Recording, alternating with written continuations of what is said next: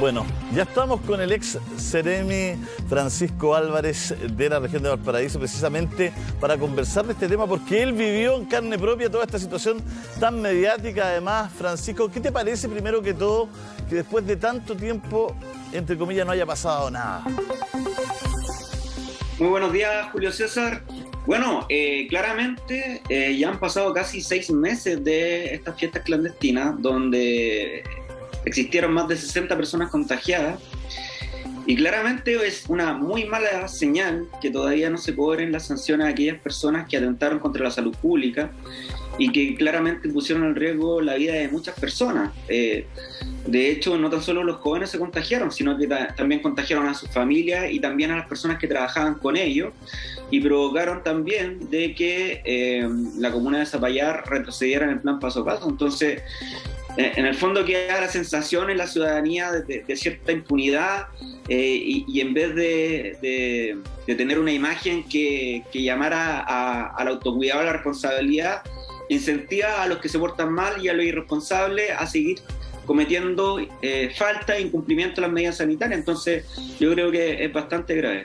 Pero ustedes hicieron la pega, es muy difícil cobrar las multas, está mal hecho el sistema, el modelo para llegar a la gente. ¿Cómo lo ves en la práctica, digamos? Bueno, el sistema, la verdad es que hemos visto que está obsoleto, porque claramente no existe un sistema eficiente de cobranza por parte de la Seremi de Salud. Y en ese sentido, ¿qué ocurre? Cuando una persona es notificada de que tiene que pagar una multa, tiene 5 días hábiles para poder pagar esa multa, ya sea en una caja de las oficinas de la Seremi de Salud o a través del sistema Seremi en línea. Y luego, claramente, esa persona se transforma en deudor o deudora, pero ese sistema de cobranza posterior no lo hace la Seremi como tal, sino que se traspasa finalmente al Consejo de Defensa del Estado para que lo haga. Y claramente el Consejo de Defensa del Estado no tiene la capacidad para poder atender a todas esas sanciones impagas que no solo pasaron con estas fiestas clandestinas, sino que a lo largo de todo el país, y tenemos resultados de que menos del 1% de las sanciones se han pagado, y claramente porque el sistema es obsoleto, la burocracia hace que finalmente no se puedan hacer efectivos estos cobros, y pueden pasar meses, incluso años, sin que las personas paguen, y claramente en todo ese tiempo no hay ningún estímulo para que esa persona como que se comporte de forma responsable y evite hacer las mismas conductas. Francisco, pero despejemos algo. Si alguien quiere pagar, lo puede hacer los primeros días, sin problema. Sí, lo puede hacer sin ningún problema. Lo puede hacer incluso como te señalé, lo puede hacer por internet, redes sociales, por la página de la Seremía, ¿lo puede hacer?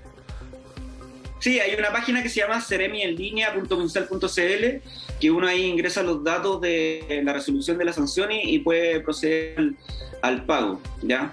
Y también lo puede hacer de forma presencial en las distintas cajas que tienen las oficinas de la Seremi. O sea, la gente que le hubiese nacido pagar la multa, lo hubiese podido hacer en este caso.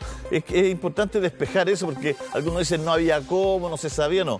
La gente lo podía haber hecho, importante dejarlo claro. ¿La gente colaboró en algún momento o fue difícil para usted la pesquisa?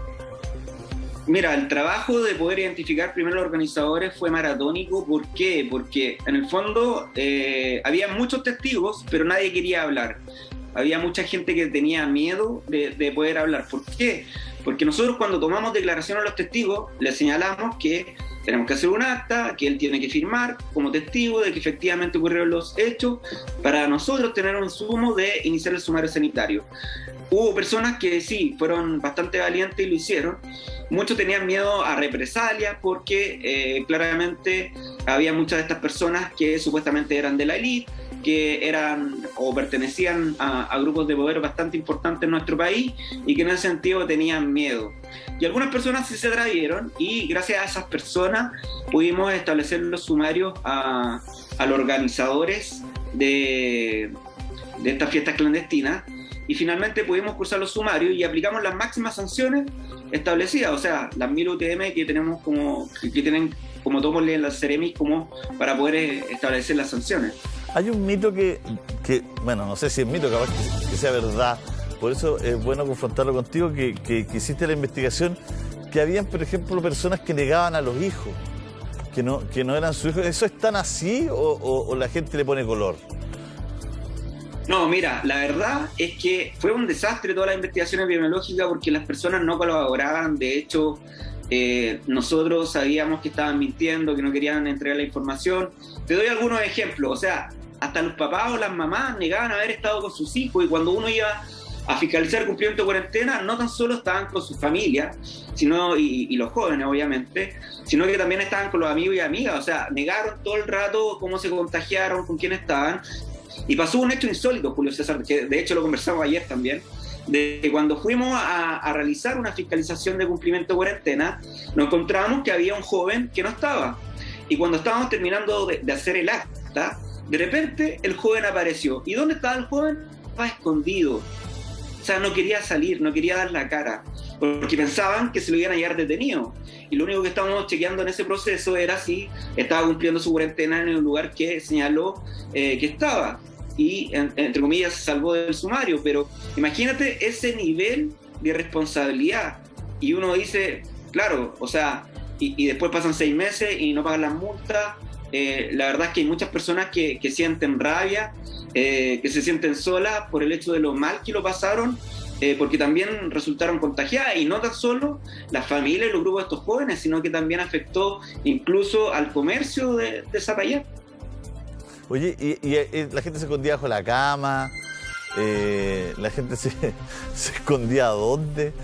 ¿Dónde se escondía? ¿Pero ustedes los trataban de buscar o no? ¿O ustedes nunca se metieron en una casa, nunca?